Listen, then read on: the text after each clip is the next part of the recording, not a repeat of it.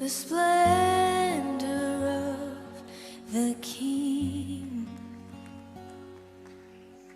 clothed in majesty.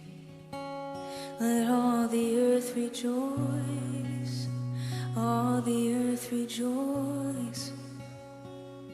He wraps himself in light,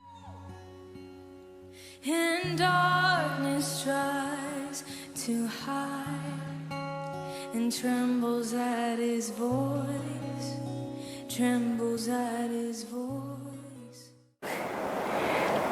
Shalom, jumpa lagi kita di hari Minggu. Kita akan mempersiapkan hati kita untuk beribadah. Sebelumnya mari kita bersaat teduh.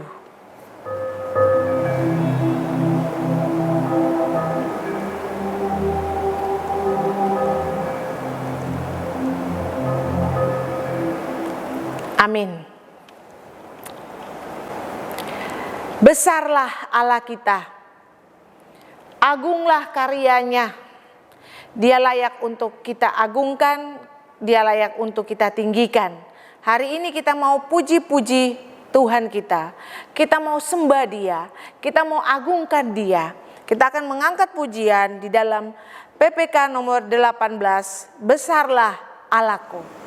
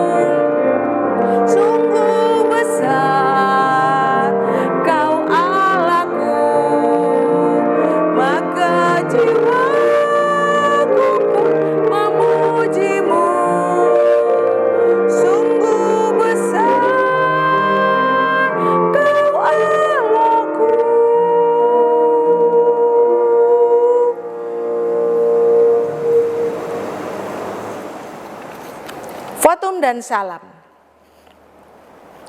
Kebaktian kita berlangsung dalam nama Bapa, Anak dan Roh Kudus.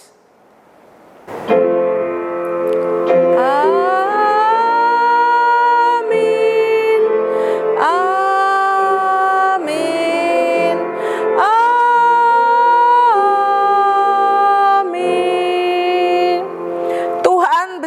saudara.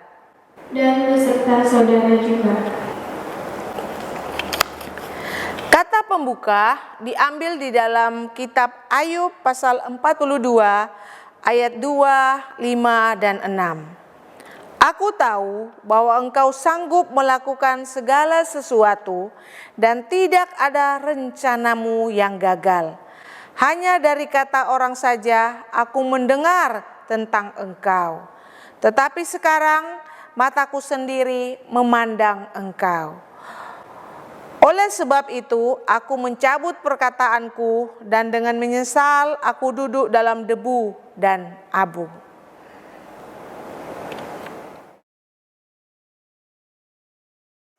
Jemaat terkasih dalam Tuhan, Tuhan kita Tuhan yang suci dan kudus. Dalam seluruh kehidupan kita, mari kita koreksi diri di hadapan Tuhan. Kita berdoa dalam pengakuan dosa. Bapa, sepanjang kehidupan kami hari demi hari, baik dalam tindakan kami, perkataan kami, pikiran kami, ucapan kami, apa yang kami lihat, yang kami dengar, yang tidak berkenan kepadamu, ampuni kami. Kami akui segala kelemahan kami. Kami mohon belas kasihan-Mu. Sucikan kami dengan darah anak-Mu Yesus Kristus dari kayu salib. Dan biarlah kami boleh datang ke tahta kasih karunia hari ini. Di dalam ibadah online ini. Tuhan terima kami. Tuhan sambut kami. Kuduskanlah kami, layakkan kami. Dalam nama Yesus, kami mohon pengampunan dari Bapa di surga. Amin.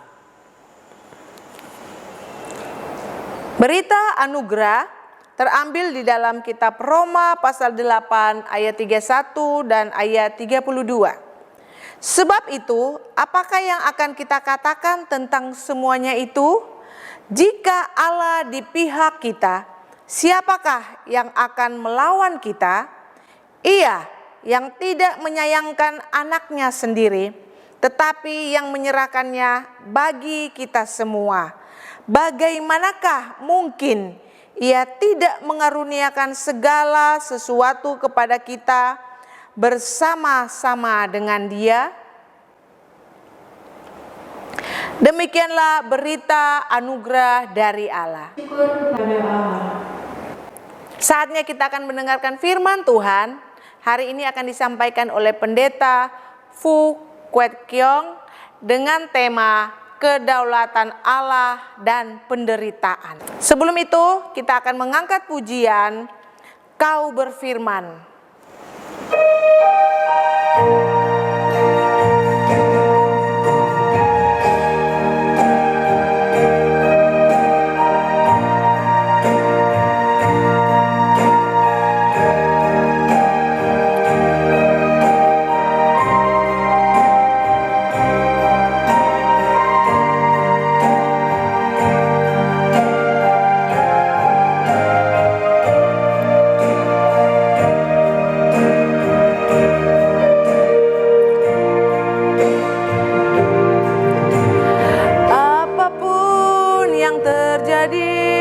Di dalam hidupku ini tak pernah kuragukan kasih-Mu Tuhan.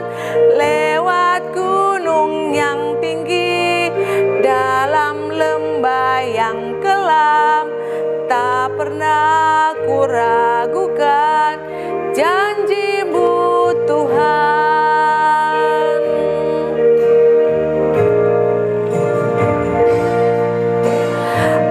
Apapun yang terjadi dalam hidupku ini, tak pernah kuragukan kasih-Mu Tuhan. Lewat gunung yang tinggi, dalam lembah yang kelam, tak pernah kuragukan janji-Mu Tuhan. Kau berfirman dan sembuhkanku. Kau bersabda dan selamatkanku.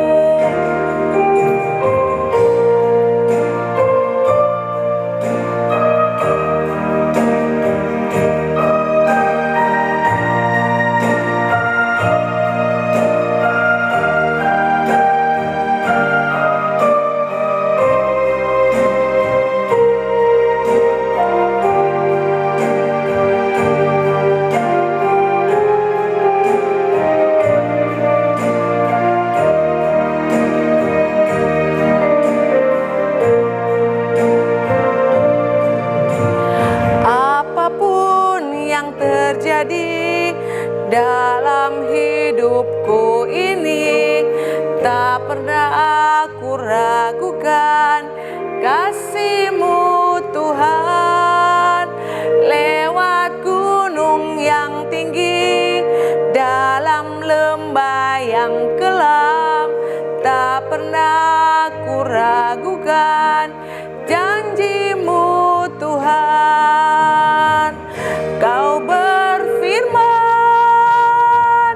dan sembuhkanku, Kau bersabda dan selamatkanku. Tiada yang mustahil bagimu, Yesus, ku percaya padamu.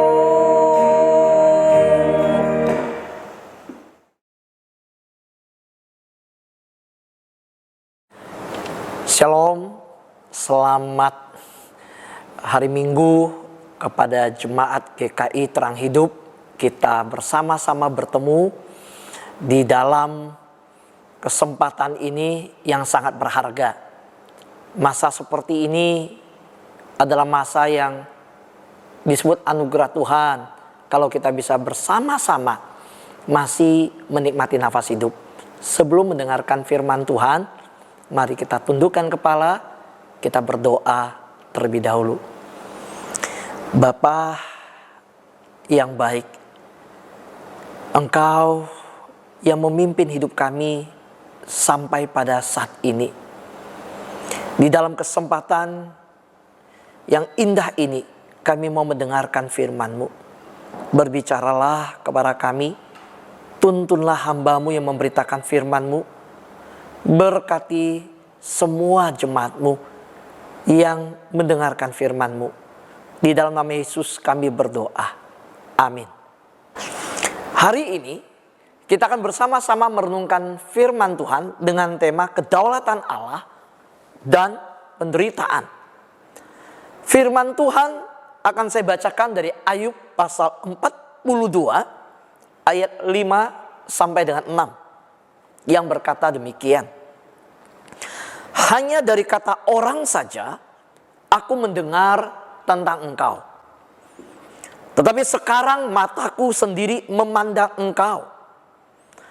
Oleh sebab itu aku mencabut perkataanku, dan dengan menyesal aku duduk dalam debu dan abu. Berbahagialah orang yang membaca firman Tuhan dan yang merenungkannya siang dan malam. Amin. Haleluya, haleluya, haleluya.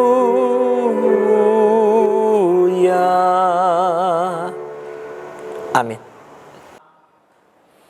Jemaat yang terkasih di dalam Tuhan, suatu saat seorang ibu di dalam perjalanannya percaya kepada Tuhan. Dia mengalami pergumulan di mana anaknya yang dia kasihi divonis oleh dokter sebuah sakit yang bisa mengancam nyawa anaknya. Menangislah ibu ini. Dicurahkannya lah penderitaannya di hadapan Tuhan. Dikatakanlah dia kepada Tuhan betapa sengsaranya dia dan bergumulnya dia dengan apa yang menimpa keluarganya. Dia kehilangan suami beberapa tahun lalu. Dan karena kehilangan suaminya, dia dilayani oleh orang gereja, dia mengenal Tuhan Yesus. Dan setelah mengenal Tuhan Yesus, dia mengalami sebuah pergumulan lagi, di mana anak yang divonis mengalami penyakit yang membawa kematian. Betapa sulitnya dia menghadapi kehidupan ini. Belum lagi ditambah dengan cibiran dari orang-orang, sebuah hinaan, kritikan dari sesama sahabatnya yang berkata bahwa dia mengalami hal seperti itu karena dia meninggalkan imannya yang dulu. Tentu dalam hati kecilnya dia ingin membanggakan Tuhan yang dia percaya, di mana dia yang sudah menerima Yesus sebagai juru selamat.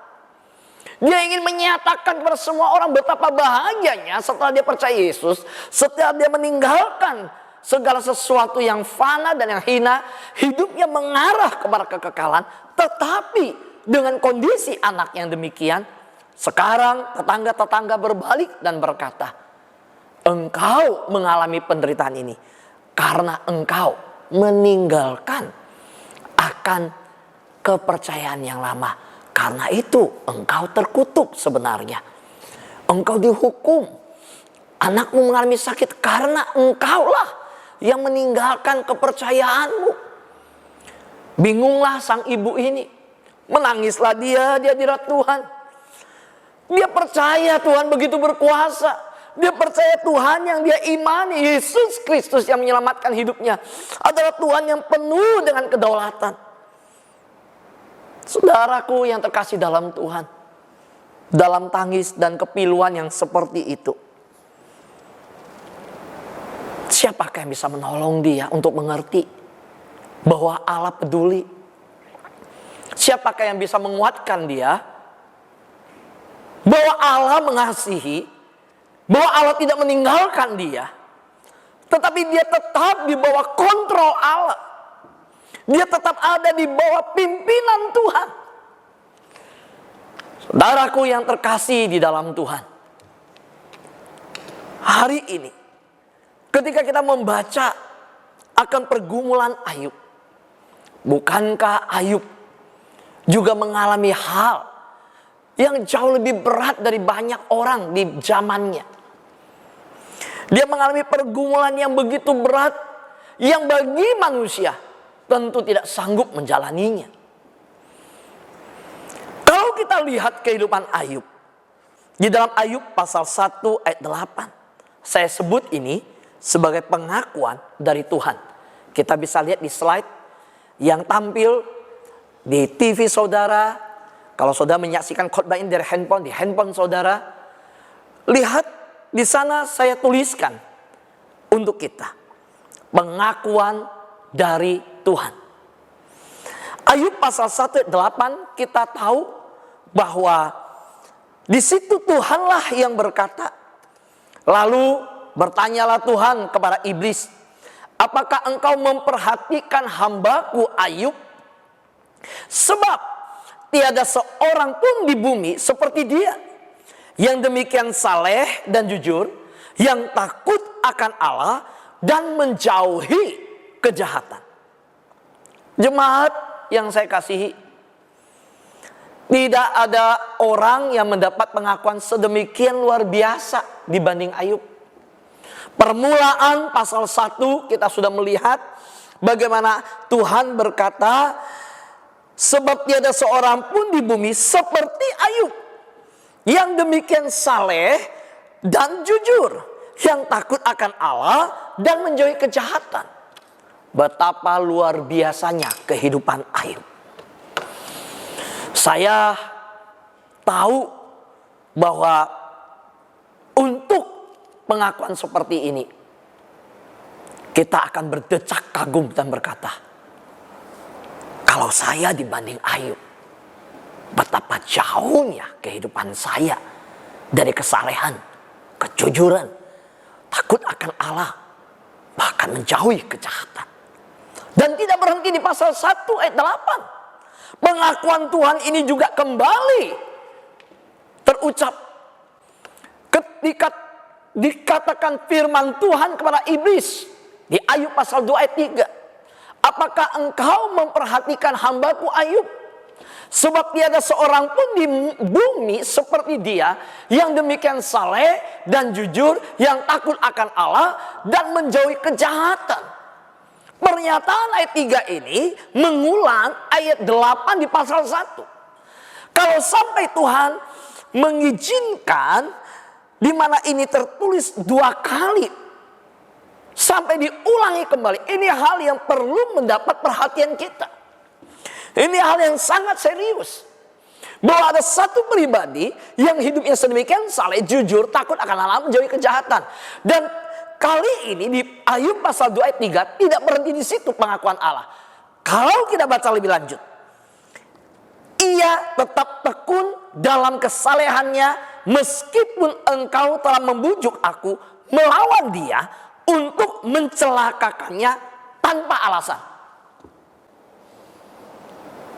Saudara lihat, di pasal 2 itu berbicara Ayub yang sudah mengalami pergumulan di mana anak-anak yang meninggal di pasal 1. Dan setelah mengalami anak-anak yang meninggal, hartanya diambil, di mana orang Midian menyerang, orang pegawai-pegawainya diserang sedemikian, semua hartanya habis. Dan Tuhan berkata, Ayub tetap tekun dalam kesalehannya meskipun engkau telah membujuk aku melawan dia untuk mencelakakannya tanpa alasan. Wow, berdecak kagum dan terpesona saya membaca bagian ini. Kalau di bagian Ayub pasal 1 ayat 8, kita melihat kembali slide-nya bahwa di situ Ayub belum dicobai. Dan iblis minta izin kepada Tuhan untuk menyerang Ayub, di mana anaknya diambil, di mana hartanya diambil. Itu di pasal 1 ayat 8, pengakuan Tuhan ini, Ayub belum dicobai. Tetapi setelah masuk pasal 2 ayat 3, di situ Tuhan kembali menegaskan, sekalipun iblis telah meminta izin kepada Tuhan supaya Ayub hartanya habis terambil, supaya anak-anaknya bahkan mengalami kecelakaan, iblis yang mendatangkan kecelakaan demikian yang tanpa alasan menimpa Ayub. Tuhan berkata di pasal 2 ayat 3, Ayub tetap tekun dalam kesalehannya. Pertanyaannya dalam renungan firman kita hari ini, apakah orang saleh bisa mengalami penderitaan? Atau mengapakah orang yang saleh, yang jujur, yang takut akan Allah, yang hidup menjauhi kejahatan bisa ditimpa oleh penderitaan? Pergumulan pertanyaan-pertanyaan demikian seringkali membuat banyak anak Tuhan tidak gigih, tidak kokoh berdiri dalam iman mereka. Saya sangat sedih ketika mendengar NTT mengalami bencana. Tetapi saya jauh lebih sedih ketika NTT terkena bencana. Ada anak-anak Tuhan mengkaitkan bencana itu. Dan bahkan berkata, ya kalau bencana itu bisa menimpa, itu mayoritas Kristen loh. Itu anak Tuhan semua. Bisa ditimpa seperti itu. Wah, banyak dosa. Saudara, saya sedih sekali mendengar seperti itu. Mengapa? Orang udah ditimpa bencana, udah mengalami pergumulan begitu berat, harta terambil, ada yang hilang, keluarga yang hilang, ada yang meninggal. Bukannya kita menolong, bukannya kita mendoakan, tetapi ada yang mengambil posisi menghakimi. Itu jahat. Saudara, penghakiman yang diberikan demikian, orang yang berkata demikian, ingat Alkitab berkata, orang yang menghakimi akan dihakimi oleh Tuhan. Ayub dalam kesalehannya, saya mau berkata bahwa kesalehan tidak meluputkan dari pencobaan. Meskipun mengalami pencobaan, kita bisa tetap tekun di dalam kesalehan. Saya menemukan bahwa ada banyak orang saleh yang tidak luput dari pencobaan. Salah satunya Ayub. Dan kalau saudara mau lebih jelas, kita tahu bahwa Yesus Kristus mengalami pencobaan di awal pelayanannya. Bukankah Matius pasal 4 dicatat dan dikatakan, Yesus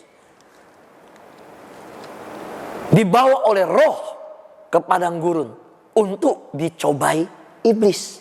Perhatikan ayat Matius pasal 4 ayat 1.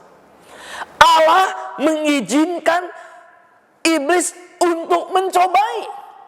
Jadi kita lihat anak Allah saja tidak luput dari pencobaan. Gak luput. Bagaimana kita mau meminta hak istimewa bahwa saya anak Allah, saya tidak mengalami itu, kalau orang lain iya. Siapa kita? Yesus yang adalah anak Allah, dikatakan Yesus dibawa oleh Roh ke padang gurun untuk dicobai iblis. Jadi saya kembali kepada slide sebelumnya, perhatikan. Kesalehan tidak meluputkan dari pencobaan, tapi meskipun mengalami pencobaan, kita tetap tekun di dalam kesalehan. Ini yang Tuhan rindu.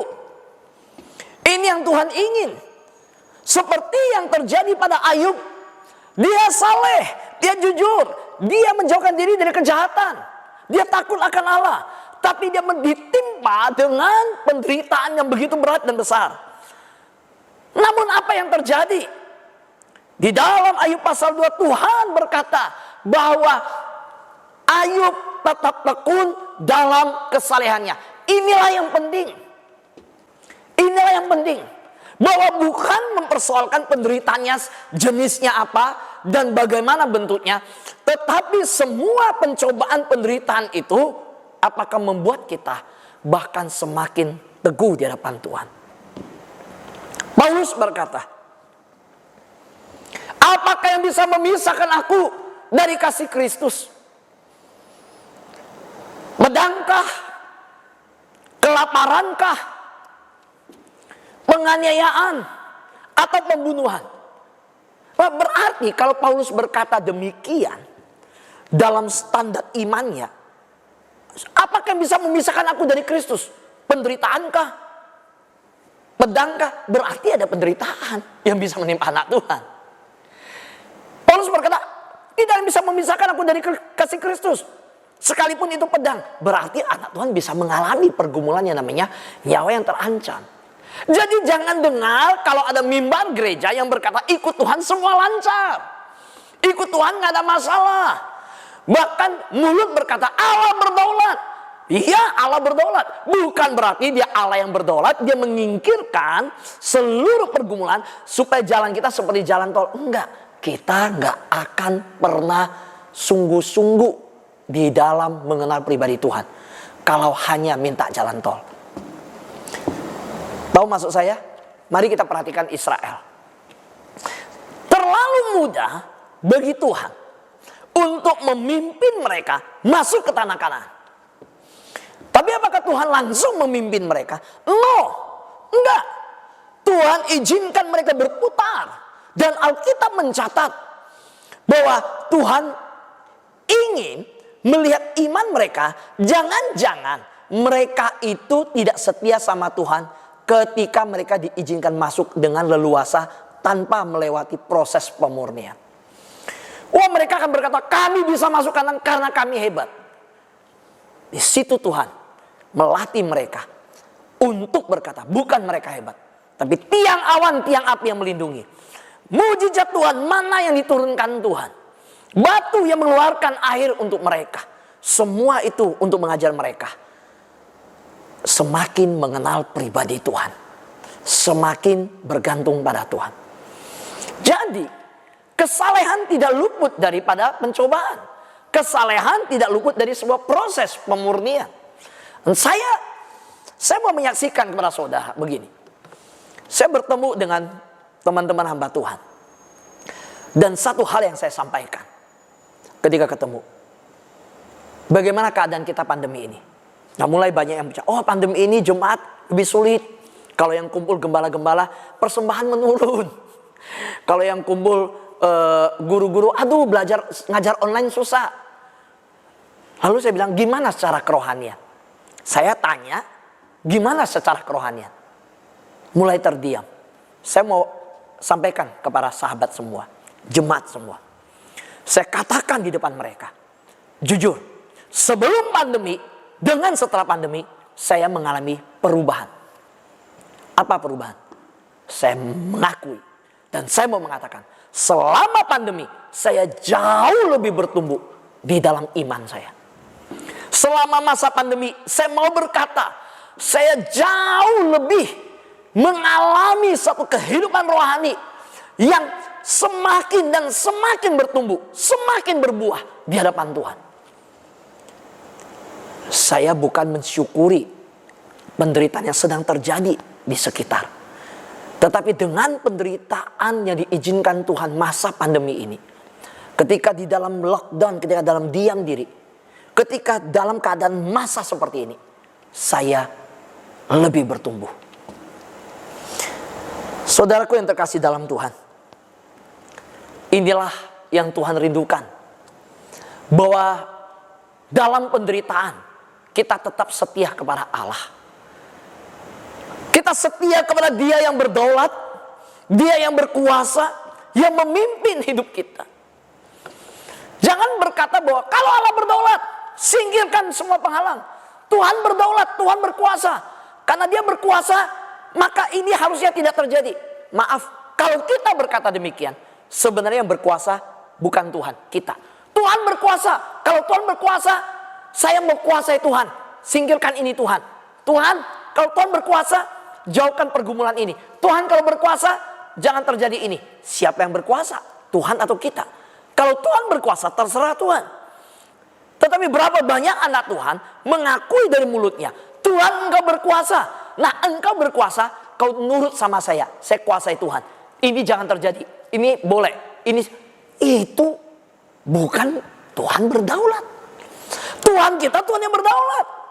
Dia bekerja di dalam rencana yang sempurna.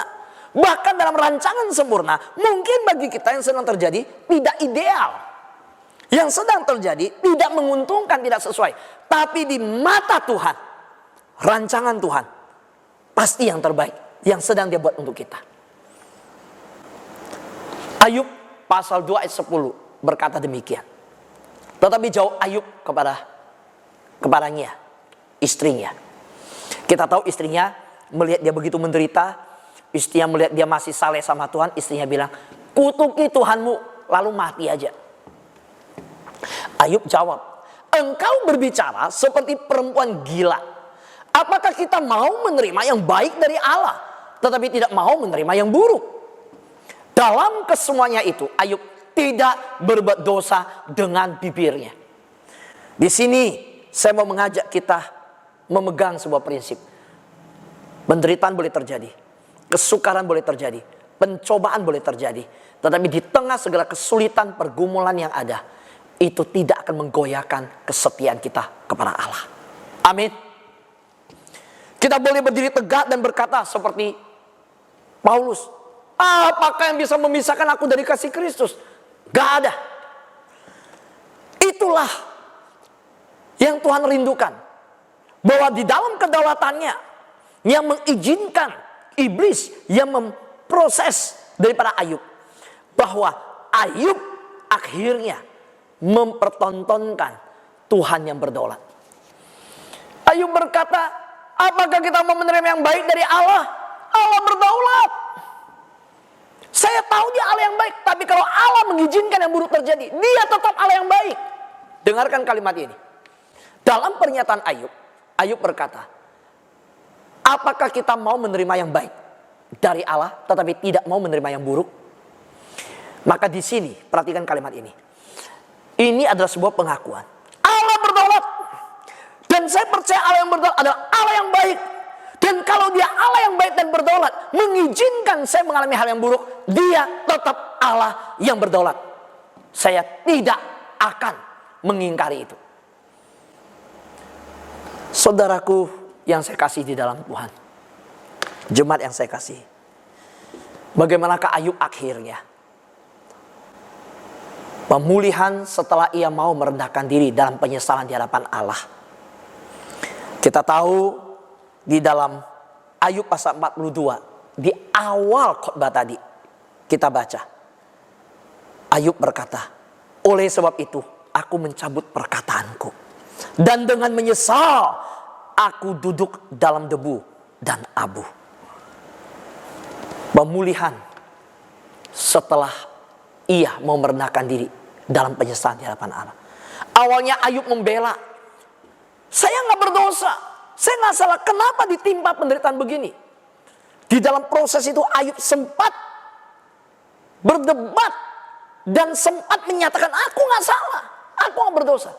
Tetapi ketika dia merendahkan diri, dia menyesal di hadapan Allah. Dia tahu dia nggak perlu berdebat dengan Tuhan. Tuhan punya rencana atas pergumulan dia. Dan ingat yang kedua, sesaleh apapun hidup manusia, di hadapan Allah, manusia tetap harus mengakui kedaulatan Allah. Kita nggak bisa bandingkan kesalehan kita dan kesalehan Allah.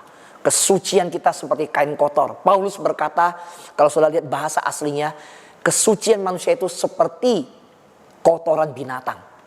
Tidak sebanding dengan kesucian Allah. Dan yang ketiga, oleh karena anugerah Allah saja, manusia dimungkinkan menjadi pribadi yang saleh dan benar. Siapa yang membenarkan kita? Yesus Kristus yang mati di kayu salib. Siapa yang membenarkan kita? Yesus Kristus yang telah menyerahkan diri mati di kayu salib. Oleh karena itu, datang pada Tuhan seperti Ayub. Jangan hanya karena dengar dari orang lain. Setelah melalui sebuah proses dari pasal 1 sampai pasal 42, terucaplah kata-kata yang menjadi kedalaman iman. Hanya dari kata orang saja aku mendengar tentang engkau, tetapi sekarang mataku sendiri memandang engkau. Kenapa Tuhan izinkan penderitaan? Di sini Ayub berkata, lewat penderitaan, pergumulan dia hadapi, dia semakin mengenal Tuhan. Dia tahu, matanya memandang tentang Tuhan. Dia bukan lagi mendengar, dia tahu siapa Tuhan. Saudara yang terkasih dalam Tuhan, di masa pandemi ini yang kita sudah berharap akan selesai, ternyata kita dikejutkan bersama-sama. Virus yang baru dengan mutasi yang baru membuat India porak-poranda. Bahkan kemarin saya mendapat kabar sudah masuk ke Malaysia. Dan terakhir, sebelum saya di dalam rekaman khotbah ini, saya membaca berita di WhatsApp sudah ada di Tangerang dan hadir di Jakarta. Karena itu pemerintah bukan hanya menyekat dalam masa hari raya, bukan menyekat antar provinsi. Tiba-tiba peraturan berubah, antar kota pun tidak boleh. Ini sebuah sikap yang kita harus tahu bahwa keadaan belum selesai. Pergumulan belum tahu sampai kapan. Bahkan para ahli memperkirakan bisa 2 tahun lagi baru selesai. Tapi ini yang saya mau katakan. Kalau engkau mendengarkan firman Tuhan dari rumah, jangan khawatir, jangan takut. Tuhan tetap mengendalikan situasi. Tuhan memegang kendali dan Tuhan berkuasa atas keadaan yang ada. Jemaat GKI Terang Hidup, di tengah dunia yang gelap karena pandemi saat ini, biarlah kita bangkit, bersinar dan jadi terang. Biarlah pandemi masa ini yang terjadi menyelimuti jemaat GKI Terang Hidup berdiri mempertontonkan bahwa Allah yang berdaulat, Allah yang berkuasa, itu adalah Allah yang sanggup menguatkan kita di tengah situasi ini. Dunia boleh semakin lesu, orang-orang sekitar kita putus pengharapan, tapi sebagai anak Tuhan, kita memakai situasi ini untuk menyatakan bahwa Tuhan kita tidak meninggalkan kita. Dia Tuhan yang hadir di tengah pergumulan kita. Dan kita berani berkata seperti Paulus, apakah yang akan memisahkan aku dari kasih Kristus? Ketelanjangankah, penderitaankah, pedangkah, kelaparankah? Dan satu hal kita berkata, termasuk pandemi, tidak ada yang bisa memisahkan aku dari kasih Kristus. Amin. Tuhan berkati kita semua. Mari kita berdoa. Bapa di dalam surga, Engkau menyapa jemaat-Mu dengan firman-Mu yang hidup. Di tengah kelesuan yang menimpa bangsa ini dan keadaan yang begitu mencengkram, hamba berdoa, Engkau teguhkan iman anak-anak-Mu. Engkau kuatkan kepercayaan mereka. Kalau ada anak-anak-Mu Tuhan Jemaat yang mengalami pergumulan-pergumulan di ekonomi, dalam rumah tangga, bahkan juga dalam hal kesehatan. Dalam nama Yesus, biarlah Kau datangkan kekuatan penghiburan melalui firman Tuhan hari ini, yang menyatakan bahwa Allah berdaulat, Allah berkuasa. Dan di tengah pergumulan, kami mau tetap tekun mencari Tuhan, setia kepada Tuhan. Seperti yang kami dengar hari ini dari firman Tuhan. Terpuji nama-Mu ya Tuhan. Di dalam nama Yesus kami berdoa dan mengucap syukur. Haleluya. Amin.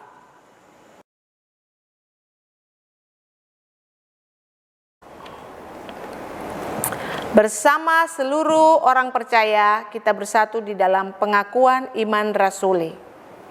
Aku percaya kepada Allah, Bapa yang Maha Kuasa, Khalik langit dan bumi, dan kepada Yesus Kristus, Anaknya yang tunggal Tuhan kita, yang dikandung dari Roh Kudus, lahir dari anak darah Maria, yang menderita sengsara di bawah pemerintahan Pontius Pilatus, disalibkan, mati dan dikuburkan, turun ke dalam kerajaan maut, pada hari yang ketiga bangkit pula dari antara orang mati, naik ke surga, duduk di sebelah kanan Allah Bapa yang Maha Kuasa, dan dari sana Ia akan datang untuk menghakimi orang yang hidup dan yang mati.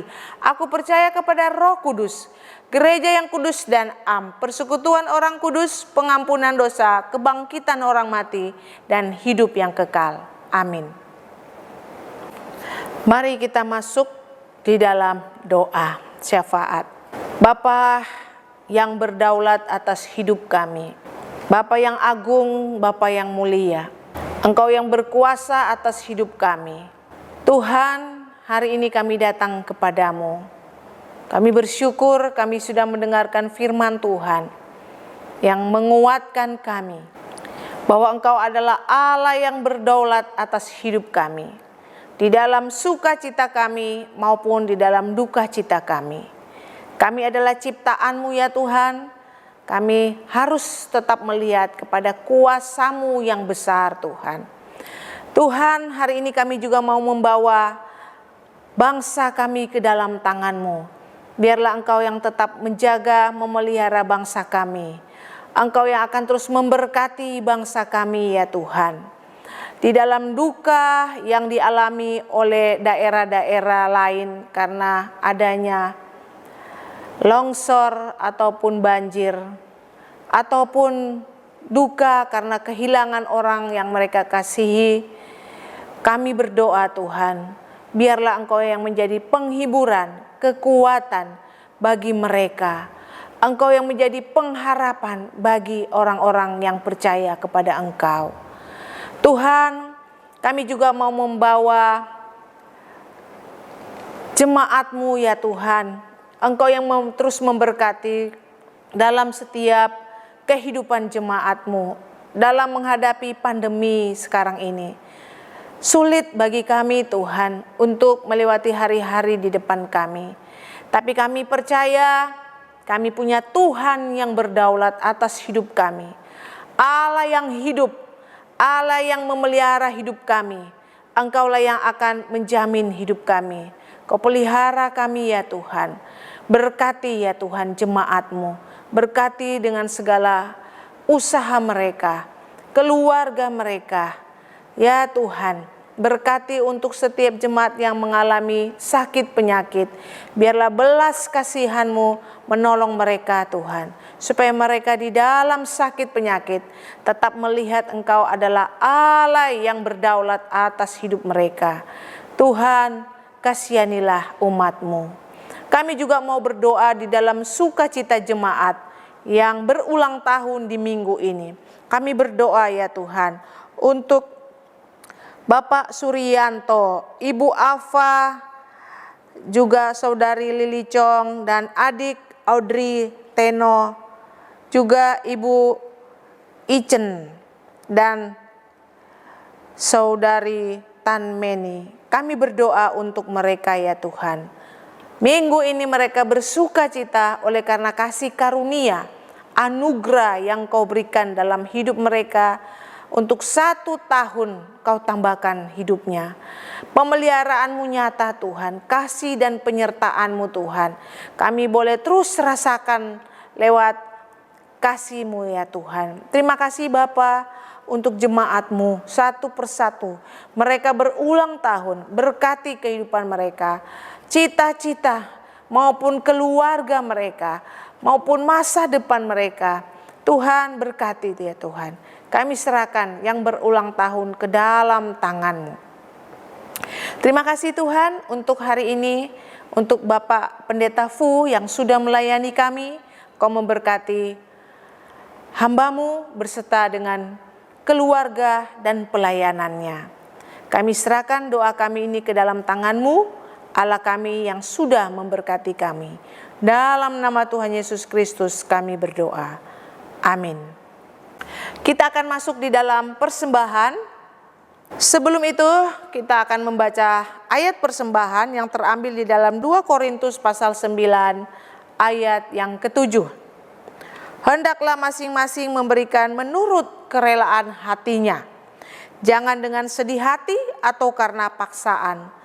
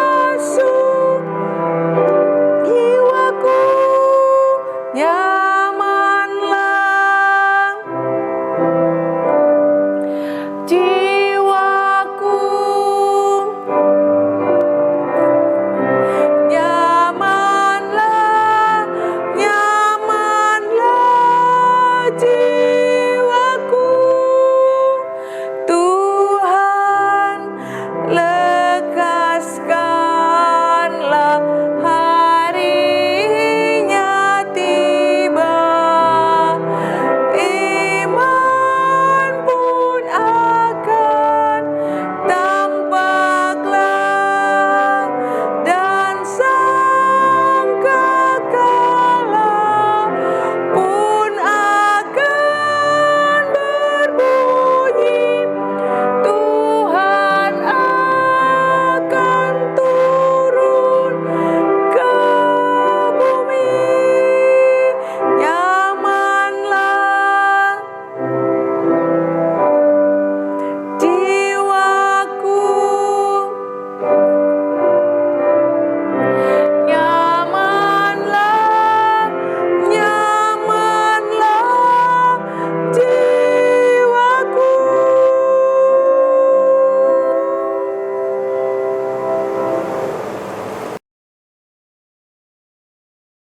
Jemaat yang dikasihi oleh Tuhan, arahkanlah hatimu kepada Tuhan.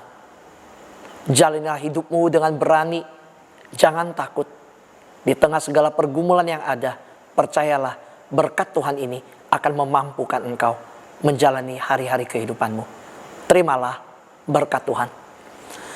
Turunlah kasih karunia dari Allah Bapa yang kekal di surga, keselamatan di dalam anaknya Yesus Kristus, serta penghiburan, damai sejahtera, pimpinan yang sempurna, persekutuan yang manis dengan Allah Roh Kudus turun atas engkau, memberkati kesehatanmu, memberkati rumah tanggamu, pernikahanmu, memberkati pekerjaanmu, usahamu, pelayananmu, dan di atas segala-galanya memberkati imanmu, supaya engkau senantiasa taat tunduk kepada Tuhan dari sekarang sampai Maranatha, Tuhan Yesus datang kedua kalinya menjemput setiap saleh-salehnya. Amin.